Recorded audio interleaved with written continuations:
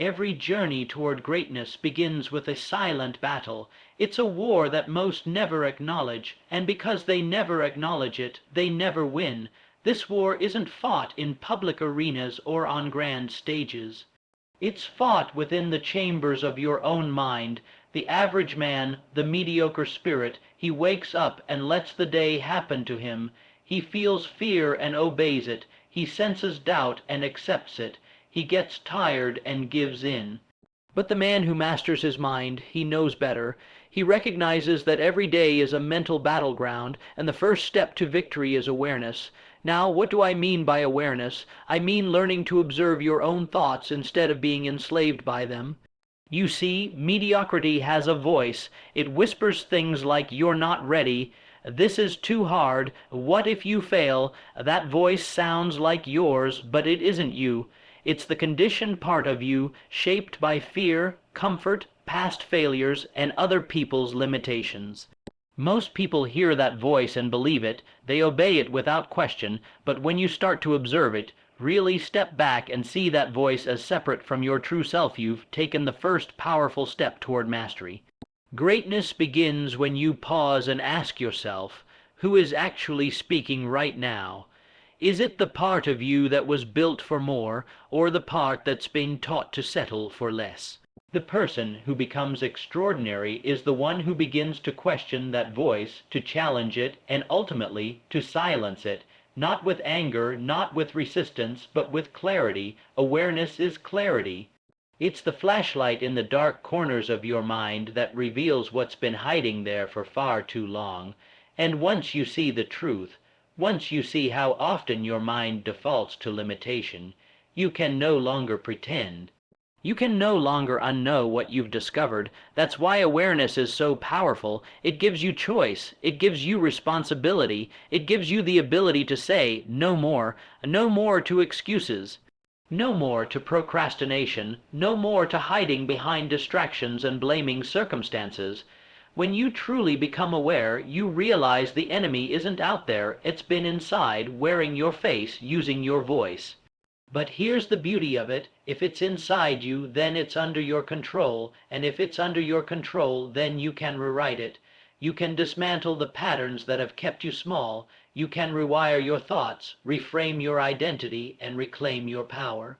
It won't happen overnight. The battle is daily, but with awareness as your weapon, you stop living reactively and start living intentionally. You stop drifting and start driving. That shift from mental chaos to mental clarity is the birth of mastery. Remember, the mind is not your enemy, it's your servant, but only when you take the time to understand it, to discipline it, and to lead it. You were never meant to be average. You were never meant to bow to mediocrity. And once you open your eyes to the war within, you begin to see just how much strength you've had all along, because the moment you become aware of the war is the moment you begin to win it. Now that you've begun to recognize the silent war within, understand this. Awareness alone is not enough. It opens the door, yes, but stepping through that door into a life of purpose and power requires something far greater. It requires discipline, not the kind of discipline that's loud and showy, but the kind that's quiet, unshakable, and relentless. Discipline is the bridge between knowing what must be done and doing it every day, especially when you don't feel like it. That's where true power lies. People often confuse discipline with punishment. They think it's restrictive, that it limits freedom, but nothing could be further from the truth. Discipline isn't a prison, it's the path to liberation. Because when you have discipline, you're no longer ruled by fleeting emotions. You don't negotiate with laziness, you don't cater to distractions, and you don't delay your future for the comfort of the present. Discipline gives you command over yourself, and that's the kind of power that intimidates mediocrity. Think about it. The world is full of talented people, brilliant minds, people with incredible potential, but they don't follow through. Why? Because they wait for motivation. They wait to feel ready. But the master of the mind doesn't wait. He builds systems, he builds habits, he makes commitments and keeps them. not just when it's convenient, but especially when it's inconvenient. Because he understands that every small act of discipline is a deposit into the bank account of self-respect, and when your self-respect grows, so does your influence, your confidence, and your momentum. Discipline is doing what needs to be done when it needs to be done, regardless of how you feel. It's waking up before the sun because your vision demands it. It's studying, practicing, training, improving, day in, day out, because you refuse to live beneath your potential. It's saying no to distractions that offer temporary pleasure but steal permanent progress. And yes, it's uncomfortable, yes, it's hard, but comfort is the currency of the mediocre. And if you're here to unleash power, real world, shaking power, then you must fall in love with doing the hard things. Understand this. Discipline sharpens the blade of your mind. It makes you precise, focused, and dangerous, in the best way possible. When others fold under pressure, you remain. When others fade away, you rise. Not because you're lucky, not because you're the most talented, but because you've trained yourself to show up, no matter what. And in a world where so few people do, that alone makes you unstoppable. It's not about being perfect. You'll slip, you'll stumble, but discipline isn't about never falling. It's about getting back up faster and stronger every time. It's the quiet voice inside you that says, we don't quit, we don't retreat, we keep building. And over time, what once took effort becomes who you are. You don't try to be disciplined. You become discipline in motion. That is the gateway to power, not the kind of power that boasts or bullies, but the kind that commands respect without saying a word, the kind of power that radiates from within and changes rooms, changes lives, changes destinies. And the best part, it's already within you, waiting to be claimed, waiting to be built, one disciplined choice at a time. Because in the end it is not talent, luck, or even intelligence that separates the masters from the mediocre. It is the quiet, consistent force of discipline, the gateway through which all greatness must pass. Once you've stepped into awareness and embraced discipline, you begin to see something extraordinary take shape. Your thoughts, once scattered and reactive, start to follow your lead. And that's where the real transformation begins, because when you learn to control your thoughts, you begin to control your outcomes. It's as simple and as powerful as that. Everything you've ever achieved or failed to achieve began as a thought. A single idea, belief, or decision in the privacy of your own mind. The world you see around you is not created by chance. It is the direct reflection of the dominant thoughts you've allowed to take root. You see, the mind doesn't care what you feed it. It doesn't care whether your thoughts are empowering or destructive. It simply accepts what you believe and builds your reality accordingly. So if your thoughts are filled with doubt, fear, and limitation, your life will echo those same patterns. But if your thoughts are focused, intentional, and aligned with purpose, then your life must follow that blueprint. Now I know it sounds simple, but I assure you it is not easy. The mind, if left untrained, is like a wild horse. It runs in every direction, pulled by emotion, ego, and old conditioning. That's why most people live their lives reacting, not creating. They become victims of circumstance instead of authors of their own story. But when you begin to control your thought, truly take command over the dialogue happening in your mind, you stop reacting and you start designing, you stop drifting and you start directing, you become the architect of your destiny. It starts by observing your thoughts, not judging them. Every time you hear yourself say, I can't, I'm not good enough, what if I fail? Pause, challenge it. Ask, is this the voice of truth, or is it the voice of fear dressed up as logic? Because fear has a clever way of disguising itself as practicality, but mastery isn't practical, greatness isn't logical. The thoughts that move you forward are the ones that feel a little unreasonable, a little too bold, a little too ambitious, and yet something in your spirit rises when you think them. That's the voice you need to follow.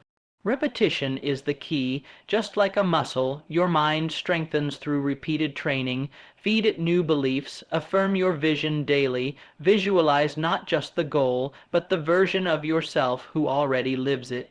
Speak life into your future until it becomes your present, because what you speak, you begin to believe, and what you believe, you begin to act on, and what you act on, you become. And understand this: there will be days when your thoughts betray you.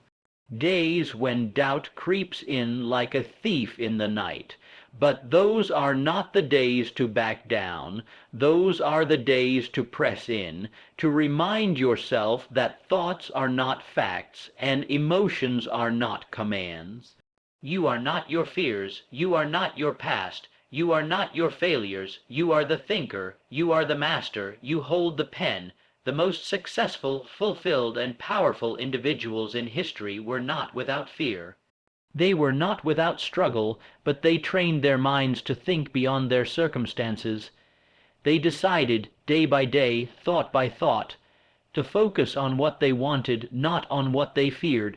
And as a result, the world eventually reflected back to them what they had already claimed in their minds. So if you want to change your life, don't start with your habits. Don't start with your bank account or your relationships or your career. Start with your thoughts, master them, direct them, and watch how the world around you bends in response, because the one who commands their thoughts commands their future, and the world does not stand a chance against a mind that's already made up. Once you've learned to direct your thoughts and harness the force of discipline, you're standing at a critical crossroads, one that every person encounters again and again. It's the choice between growth and comfort. And make no mistake, you cannot have both. One demands everything from you, the other asks nothing, but slowly robs you of your potential. Growth is uncomfortable, inconvenient, and at times even painful. But it is also the only path that leads to mastery. Comfort may feel good in the moment, but over time it becomes a silent killer of dreams. You see, comfort lulls you into thinking that good enough is acceptable, that you can settle, coast, and still become great. But you and I both know deep down that greatness and comfort do not coexist. The people who rise, who truly rise, are not the ones who wait until they're ready. They're not the ones who avoid the hard conversations, the early mornings, the late nights, or the risks. No, they are the ones who step toward the discomfort, not away from it. They are the ones who look fear in the face and say, "You will not decide the size of my life." Comfort zones are sneaky. They disguise themselves as routines, predictability, and safety. But what they're really doing is building walls around your potential. You weren't born for safety. You were born for expansion, for evolution, and the only way to evolve is to do things that stretch you beyond who you were yesterday. Growth is not something that happens to you. It is something you choose. Every time you say yes to what scares you, yes to what challenges you, and yes to what demands more from you than you think you have to give. The truth is, every opportunity for transformation is wrapped in discomfort. Every lesson worth learning will come disguised as a trial. But while most people run from those moments, the one who masters his mind leans in. Why? Because he knows that resistance is not a signal to stop, it's a signpost that says, "You're on the right path." The discomfort you feel in growth is not punishment. It's the friction that sharpens your edge. It's the fire that forges your character. You cannot rise if you are not willing to be stretched. You cannot lead if you are afraid to be challenged. And you cannot build something extraordinary if you're always choosing what's easy. The man or woman who impacts the world is the one who embraces the discomfort of change, who seeks it out, not recklessly, but intentionally. Because they understand that the pain of growth is temporary, but the regret of staying small is forever. Comfort says, stay where it's safe. Growth says, step into the unknown. Comfort says, you've done enough. Growth says, there's more in you. Keep going. Every time you reach a point where your mind wants to rest, but your vision requires more, you must decide which voice you'll obey, and that decision, repeated daily, will shape your entire destiny. You see, the people who intimidate mediocrity aren't fearless. They've simply trained themselves to act in spite of fear. They've conditioned their minds to associate growth with purpose, not pain. And because they've chosen growth over comfort enough times, they've become unstoppable, not because of what they've accomplished, but because of who they've become in the process.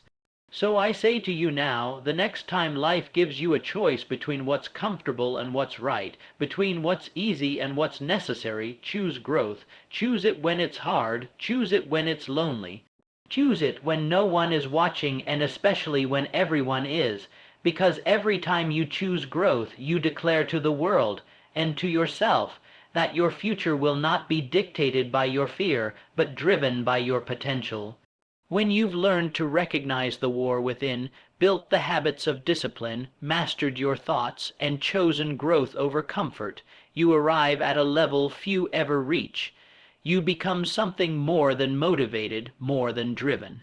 You become mentally unshakable, not because life gets easier, no, life will still test you, but because your mind no longer flinches, your focus is locked in, your values are anchored, and your vision is so clear that nothing external can disturb your internal peace.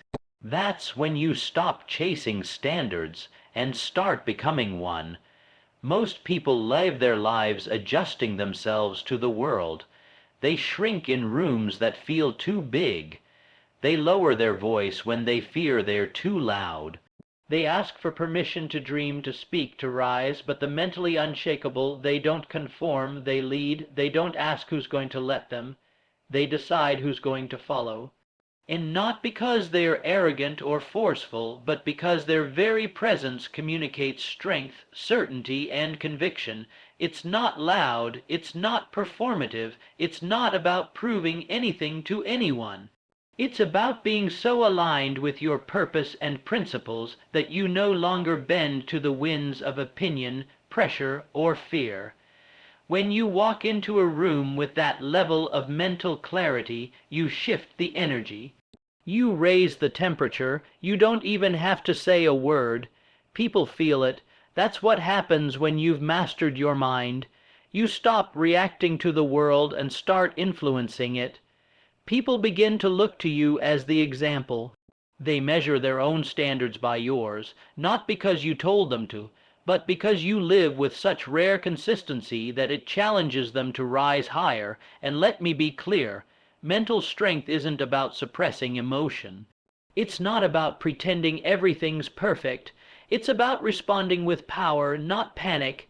It's about holding your ground in the middle of the storm because you've trained for the storm. You've faced your own doubt, wrestled with your own weakness, and kept showing up anyway. You've done the hard work that no one sees, so when the pressure comes, you don't crumble. You lead. There is a level of mental toughness that cannot be faked. It's earned through sacrifice. Through waking up when no one's watching, pushing through when no one's clapping, and making decisions based on who you're becoming, not just what you're feeling. It's in those moments, those private victories, where true power is forged. And eventually, that internal strength becomes so solid, so immovable, that even chaos respects it. You don't need to convince anyone you're different. Just be different. Be relentless in your growth. Be faithful in your discipline. Be deliberate in your thoughts. And be courageous in your choices. Because when your mind becomes a fortress, you give others permission to build their own. You become the reminder that greatness isn't reserved for the lucky or the chosen. It's available to the committed. You see, when you rise above mediocrity, you shine a light on what's possible, and not everyone will like it. Some will be inspired, others will be intimidated, but that's not your concern. Your job is not to make others comfortable with your excellence. Your job is to live it consistently, unapologetically, and powerfully. Not for applause, not for validation, but because you made a decision to live as a standard, not a reflection. And when you do, you become something rare in this world. You become a mind so anchored, so unwavering, that even the winds of uncertainty cannot move you. That's when people stop questioning your path and start following your lead, because the mind that cannot be shaken is the mind that changes everything, and so we arrive at the end, but in truth this is only the beginning. The beginning of a new chapter, a new standard, a new version of you, one that refuses to bow to mediocrity and instead chooses to rise again and again into mastery. You've now seen what it takes to master your mind.